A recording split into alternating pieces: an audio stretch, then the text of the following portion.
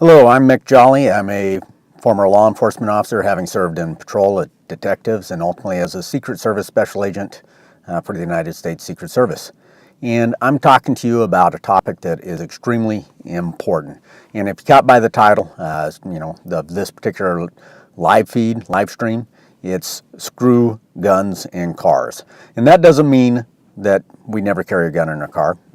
I have a gun on my person as we speak, and most of the time you're going to encounter myself or other former law enforcement, current law enforcement, and just those that want to exercise their rights to carry a firearm. They're going to have one in their car.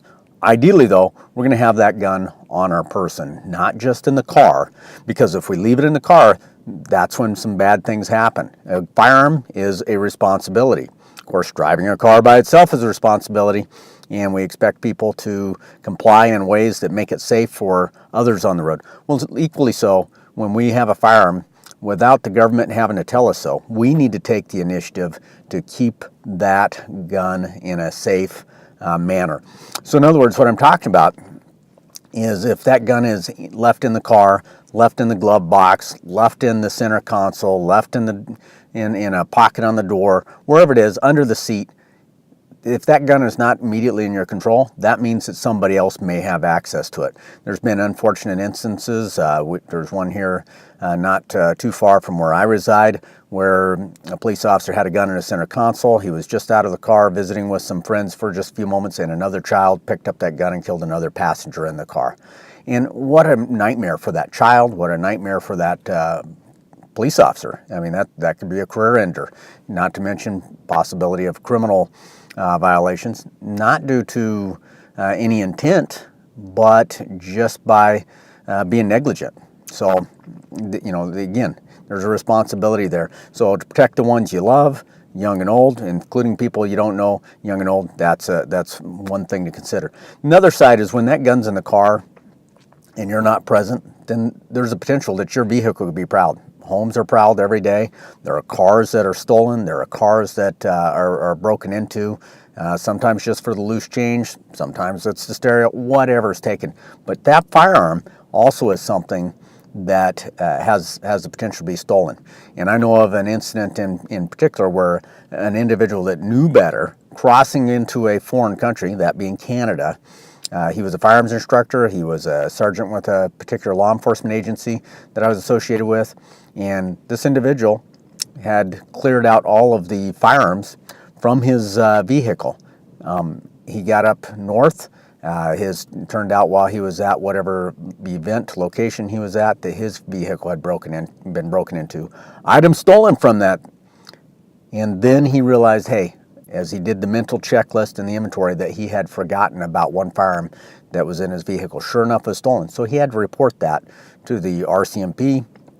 At a future point in time, that gun was recovered, and fortunately, they were nice enough to return it to him. They did not pursue any kind of charges for him bringing that into a foreign country. That was just a professional courtesy. Those without a law enforcement background, current or otherwise, probably won't be afforded that same courtesy. So, again, but point being is that gun ended up in the hands of some gangster, some gang member, not just in his country, but in a foreign country. And so I think any of us would feel badly if that firearm was something that belonged to us. We didn't take proper responsibility to protect it and safeguard it. Ended up in the hands of a criminal, and then that firearm being used to harm somebody else or the commission of some other crime.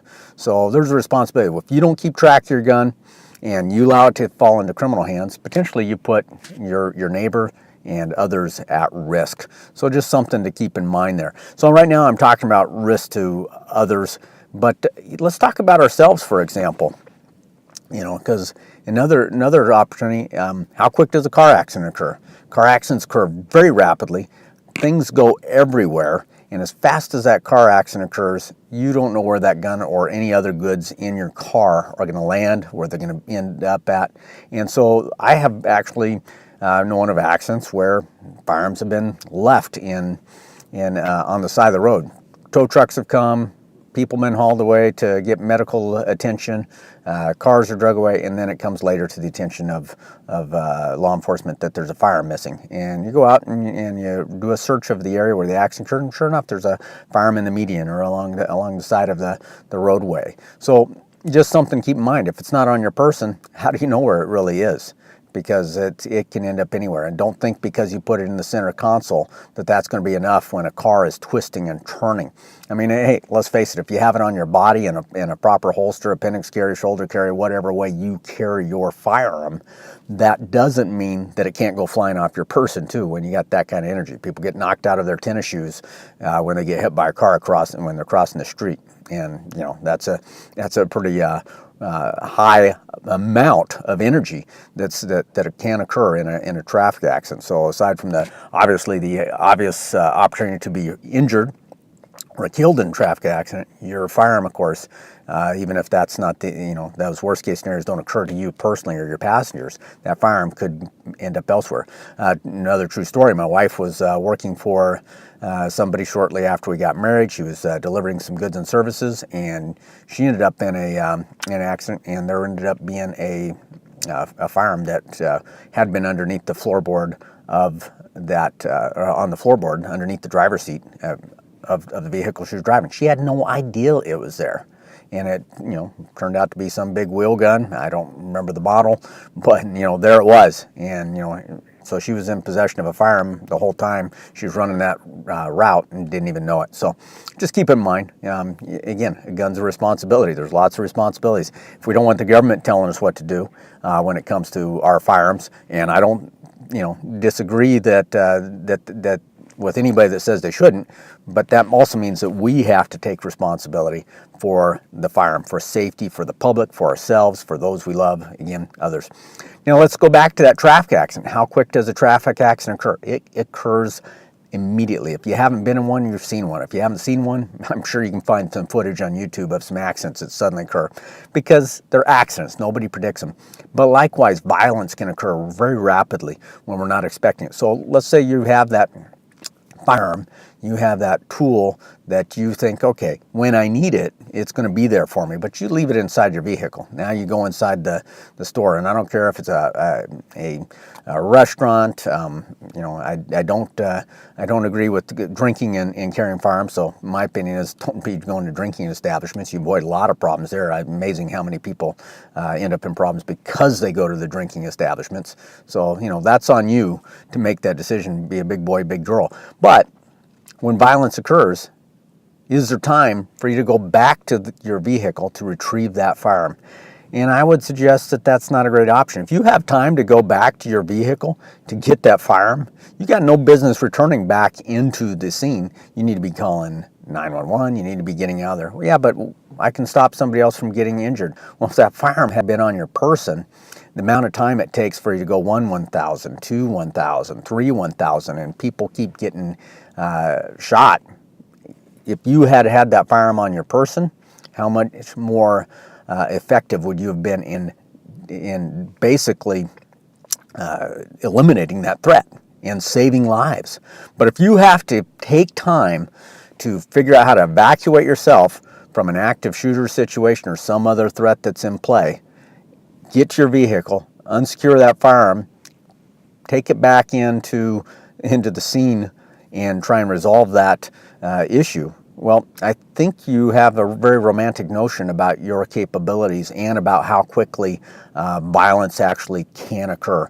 And basically, there's no substitute for, if you're going to be a firearm carrying individual, and I believe that every law-abiding citizen that wants to carry a firearm should. They're entitled to.